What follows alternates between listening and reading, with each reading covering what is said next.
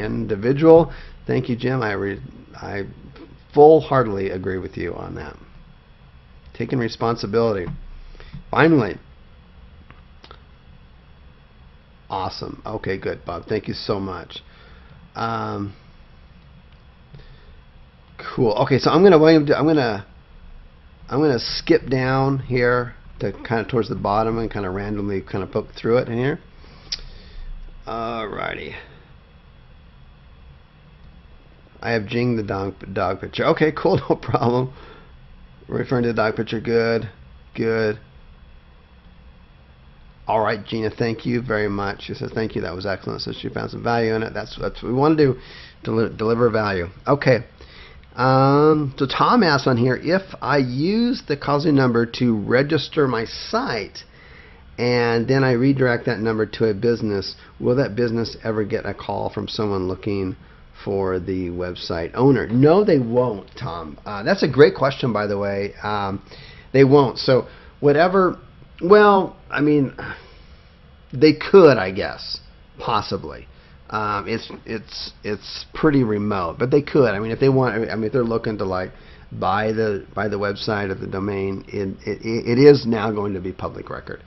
But GoDaddy will never. GoDaddy will always come back to whoever, no matter how many websites you have under however many different names, GoDaddy will always default back to the main account, which is the one who opened the account up. And that would be you. So that's how that works on that end of it. But if you're concerned about that, I personally think it's really again it's a piece of the overall puzzle, and I think it's a pretty good sized piece. But if you eliminated it, I don't think it's going to make you unsuccessful. So if you're concerned about that, what I would suggest is put a number in there that is that has the same area code, but just could be just a made up number after that if you're concerned about that. But I would definitely have the name, and I would definitely have the the business name, and I would definitely have the address the same, because that really helps geo-target the website. And I really believe Google's a register of domains, so they have full they're a monster. They're $1 billion gorilla monster. They have full access to all that, so that has to be part of their algorithm and ranking is my thought. And so anyways, good question.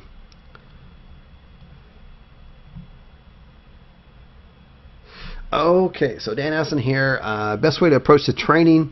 There's quite a bit to go through. I admit there is. Should I go through a module and then implement, or go through the whole course at the first night? This is the way I would recommend going through the course. Is step one, pick a niche out. That's the most important thing. Decide on a niche. And in fact, pick a couple of niches. I wouldn't go for more than two. Two's good. And I would pick maybe 2 to 4 cities. So we're talking, maybe 4 to 8 sites, spread evenly among 2 different niches. And then the second thing is, there you've got your niche picked out.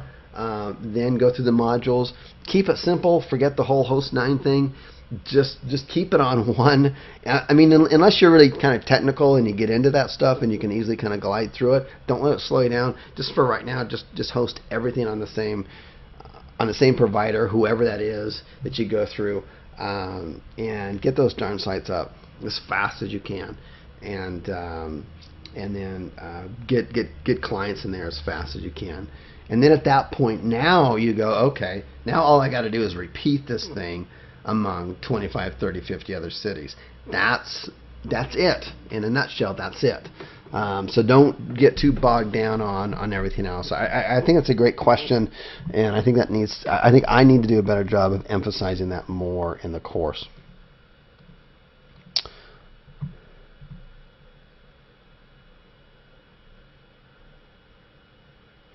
Okay, so someone asked in here, question, can I mention my niche to you or your support Now, to determine if it's viable, yes, sure you can, of course. Okay, cool. So all you need to do, look, I mean, if you've, if you've already done your research and you're thinking, man, I've got these 2 niches sites and are these 3 niches, and I just want to bounce an opinion. I've already done my homework. I've already thought this out well, but I just want to bounce this off someone else. I want to get it out of my own kind of vacuum head. Then by all means, feel free to give it to my support team. I go through a lot of the tickets. Just request that I look over it. I'll be happy to do it. I want to see you succeed, and I'll give you my honest opinion about what I think. What right or wrong, from my experience, I'll share with you, based on your homework you've already done. I'll just give you my reflection of it to kind of help you make a better decision for yourself. No problems at all.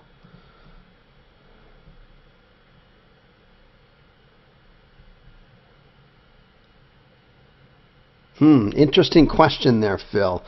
Phil asked a really good question here. After looking at Service Magic menu, which is I'm wondering, can we go after jobs as well as titles? Yes, I would think so. Examples: countertop installation or wooden fence built. Do you have any advice on this? Yes, both of those are viable, and one of the things to look at that, because look, these are some pretty high ticket items. Seriously, a wooden fence built, I mean, it's going to be a few $1,000s, right? Countertop installation, again, most people who are going to have a countertop installed by a professional are probably going to get a kind of a fancy one, right? A marble one or something. These are pretty high ticket items, and I would make sure that there's some search volume out there. There's people out there searching for it. Doesn't need to be huge, and that you've got some exact match top level domains so that you can really start to expand out. Once you've got it kind of tweaked out in those first couple of cities that you do it in. Again, recall the example I gave earlier of the auto repair. Giving in, let's just say 4 calls a week at $10 a piece, $160 a month for one site. Doesn't sound like a whole lot, but he was already on page 1. And that was like with a .net or .org. Okay, imagine now in 35 or 50 cities, even 35 cities, that turns out to be $22,000 per month revenue. Even worst case scenario, $10,000 a month. I mean, that's total freedom right there, done deal. Okay, and that's just with one niche. So even at 2 calls a week at $10 a piece across 35 cities comes out to 10 grand per month, $120,000 per year. If I'm doing my math correctly. But the point is that start thinking at that kind of level. Really important on that end of it. And then as far as your questions on here, Phil, I would be looking for search volume. I would be taking those and kind of start making on an Excel sheet, start breaking it down. What's the niche? What kind of search volume in these four largest cities? Picking East Coast or West Coast, some Midwest cities, kind of get a full flavor across the United States. What are the costs that Google's charging? Your best estimate of what Service Magic is charging? What you think that they might get for an average job? What's an average fence built? What is that? Is it $1,000? Is it $2,000? And what is it? And just kind of put that all out on a spreadsheet. Even if some are just your best guesses, that's okay. When you start to lay that out on an Excel sheet and you got 10 or 20 of those, it starts to become pretty clear about what you should be going after. And like I said, if you haven't picked one out, pick out a couple. Pick out 2. Go for it. Good question. Thank you for that.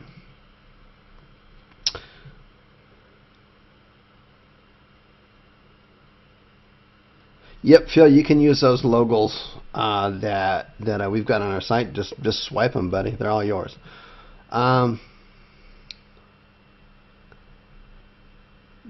Kendrick, you're very excited about it. Thank you for that on that end of it.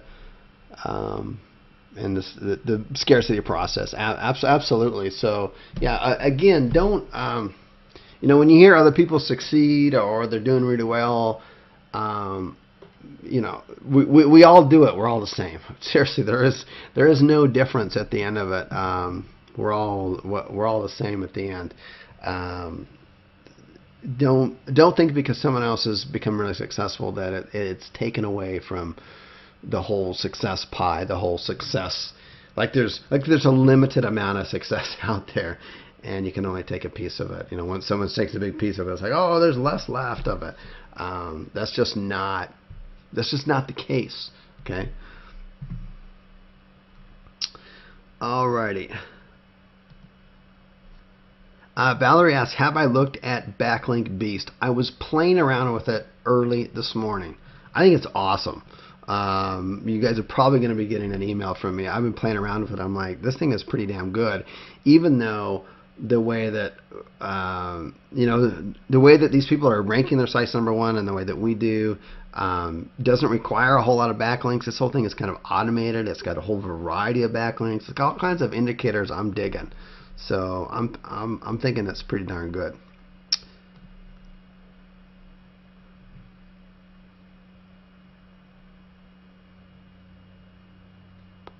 Cool. Thank you for that, John.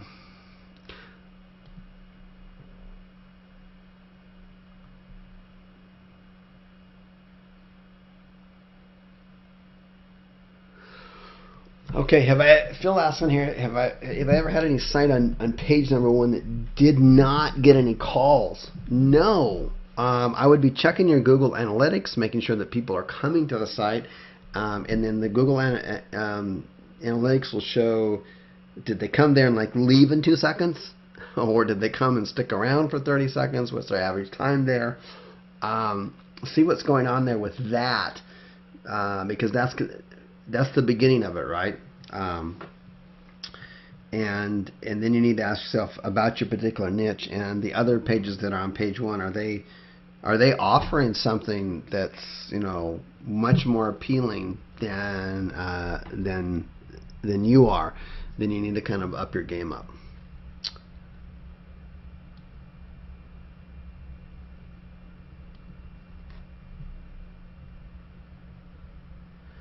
I don't use private registration. You can if you want to. I don't.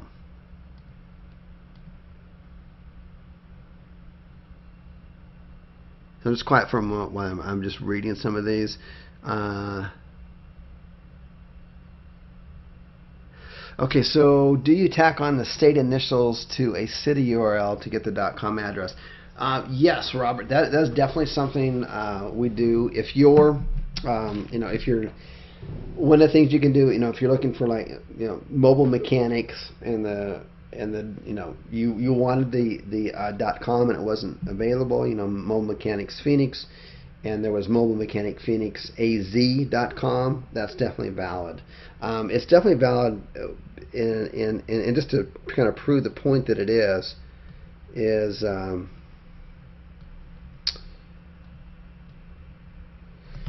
if I just go in here and I search